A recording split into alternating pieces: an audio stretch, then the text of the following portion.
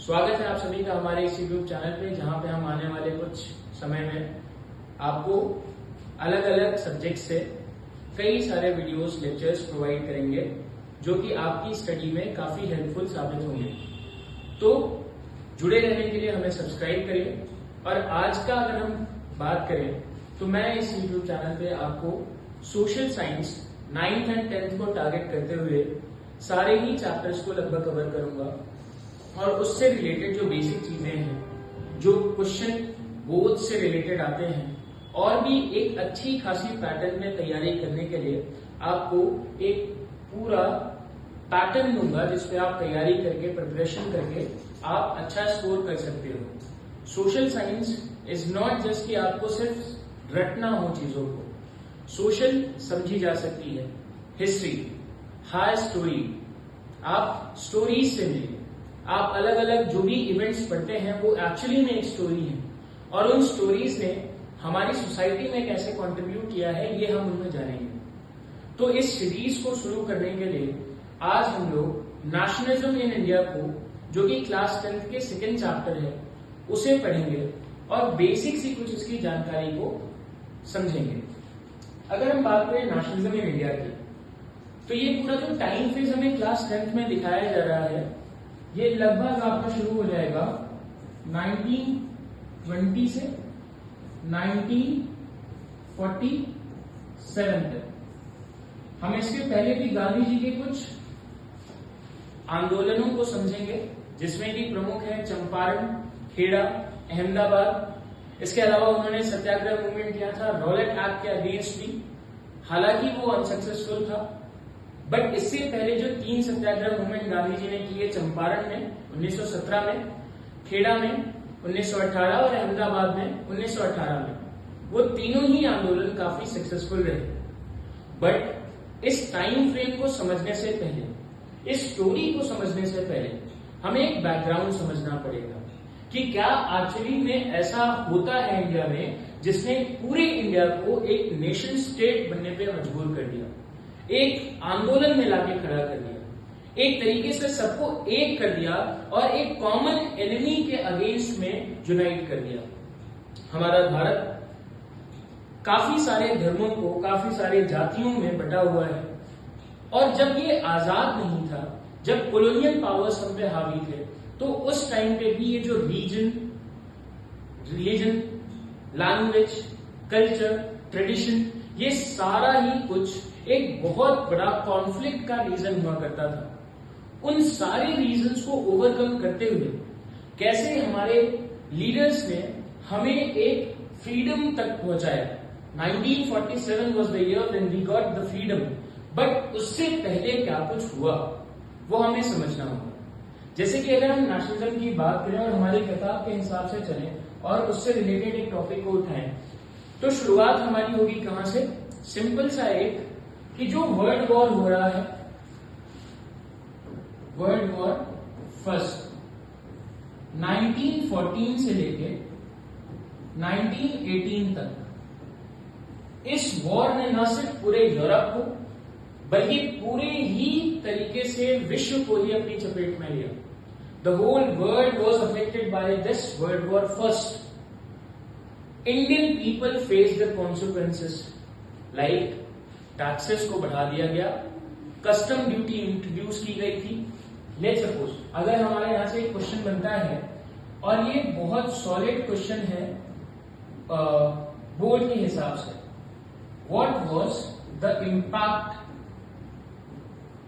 Of world war 1, तो सबसे पहला जो पॉइंट होना चाहिए कि इस इवेंट की वजह से जो कस्टम ड्यूटी थी उसे बढ़ा दिया गया था।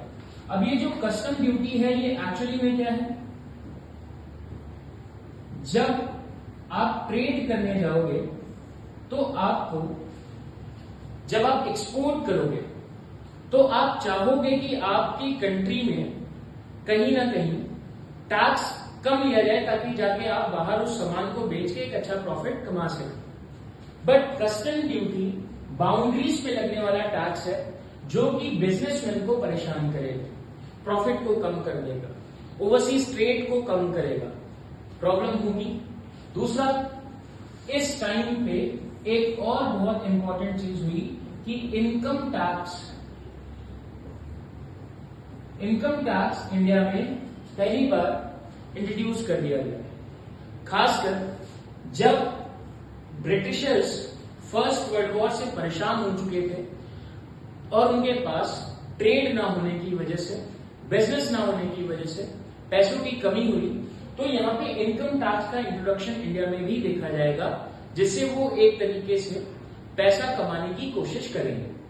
तो ये तो दो स्टेप्स थे जो ब्रिटिशर्स ने लिया ताकि वो अपनी इकोनॉमी को, या कहें कि अर्निंग तरीका उन्होंने ढूंढा। बट इसके अलावा क्या, इसके अलावा ये वो टाइम पीरियड है जब भारत में आने वाले सालों में नई नई बीमारियां देखने को मिलेंगी, जैसे कि एक बीमारी है इन्फ्लुएंजा।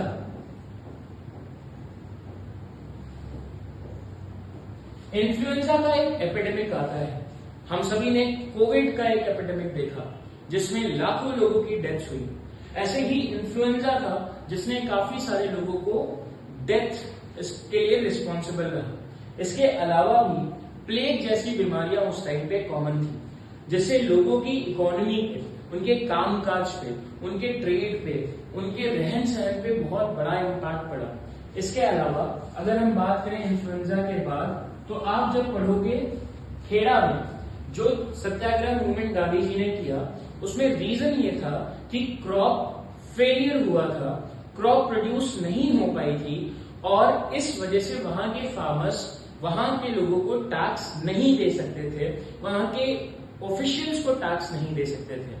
तो इस सिचुएशन से ओवरकम करने के लिए लोगों को कुछ सहूलियत चाहिए थी।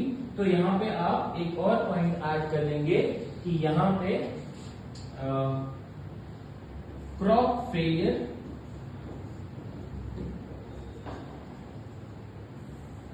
जिसने कि ब्रिटिशर्स के अगेंस्ट सेंटिमेंट को डेवलप किया। इकोनॉमिक लेवल पे हमें ड्रॉबैक मिला फर्स्ट वर्ल्ड वॉर के बाद। तीसरा जो पॉइंट है इसमें रिलेटेड वो ये है कि फोर्स्ड कॉन्ट्रिब्यूशन किया गया। फोर्स्ड कॉन्ट्रिब्यूशन एक ऐसा इवेंट है जिसने कि भारत से लोगों को जबरदस्ती वर्ल्ड वॉर में पार्टिसिपेट करने के लिए ले जाया गया। फोर्स्ड कॉन्ट्रिब्यूशन, जबरदस्ती आर्मी में भर देना। लेट्स सपोज कि आप आर्मी में काम करना ही नहीं चाहते हो, और खासकर तब जब आपको अपने देश के लिए नहीं बल्कि किसी और की लड़ाई में जाके अपनी जान गंवानी पड़े, तो कोई क्यों ही फोर्स कॉन्ट्रिब्यूशन के इवेंट से खुश होगा। तो ये कुछ चीजें थी जिससे सेंटिमेंट्स तब अगेंस्ट हो गए ब्रिटिशर्स के जब वो सबसे ज्यादा कमजोर थे।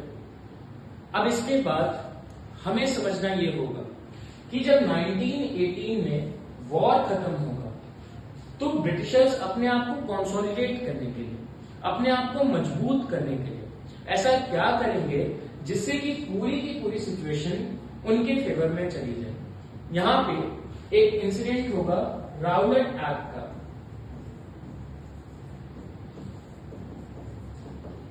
राउलेट एक्ट एक ऐसा एक्ट जिसने भारतीयों को बिना किसी ट्रायल के जेल में रहने का प्रावधान कर दिया।